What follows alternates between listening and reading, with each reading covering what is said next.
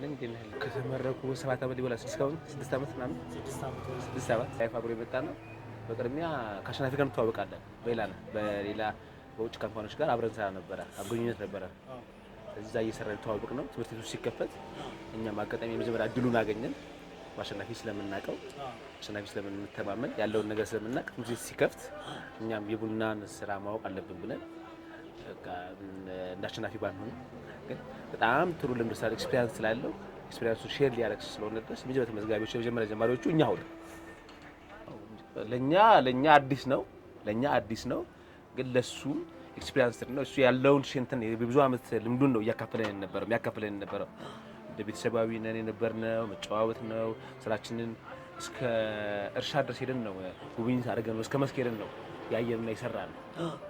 በጣም ደስ የሚል ጊዜ ነበር። በጣም ደስ የሚል ጊዜ ነበር። እንደ ካሪኩለም ቀርጾ ራሱ ካሪኩለም ቀርጾ እየሰራ ያለው እሱ ነበር። መጀመሪያ ላይ ማንም አልነበረም። በርግጥ ሀሳቡ ነበረ ቢዛሳው ግን በምንድን ነው የመጣው እኔን ያዳበረልኝ ራሱ ትምህርት ቤቱ ደግሞ በጣም ሐሳቤን እውን አደረገው።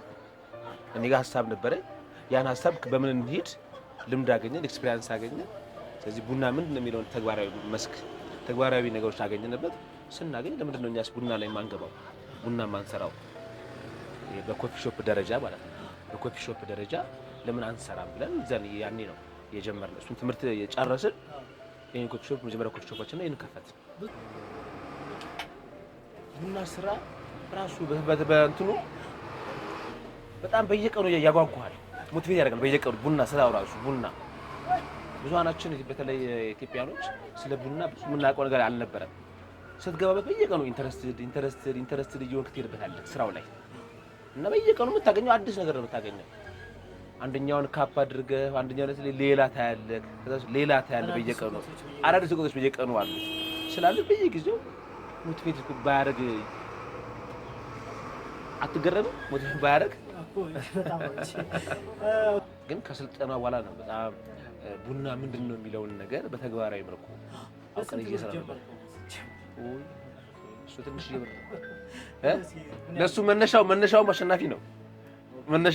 አሸናፊ ነው ስልክ እዚህ ስራ ላይ ስንገባ ምን አለ መሰለህ የአሸናፊን እንትን መርሳት የለብንም። ያው ስንሰራ አሁን ቡና ስንሰራ እኔ ሌላ ስራ ነበረች ሌላ ስራ መስከረ ነበር መስራ የነበረው እና ቡና ላይ መስራለሁኝ። ሌላም ሳዘፍ ነበረች መኪና ነበረኝና ስራው ላይ ስገባ ይሄን ቤት ልከፍት ነው አማከርኩት። ከጀምረው ነው ይሄን ቤት መኪና ነበር። እሺ ጀምረዋለች እንዴ መኪናዬንስ ምን አድርገው ሽጠው ቡና ያለኝ አጎንብሶ ይከፍላል ያለች። ሽጠው መቶ ያለኝ ነገር ሽጠው ያለች መኪናው ሽጥኩት። ስለዚህ ያን ጊዜ ሲሸጥ መኪናዋ ወደ 380 ሺህ አካባቢ ሽጠች መኪና ነች። መነሻዋ አችለች ማለት ነው ያን ጊዜ። አሁን ስንት መኪና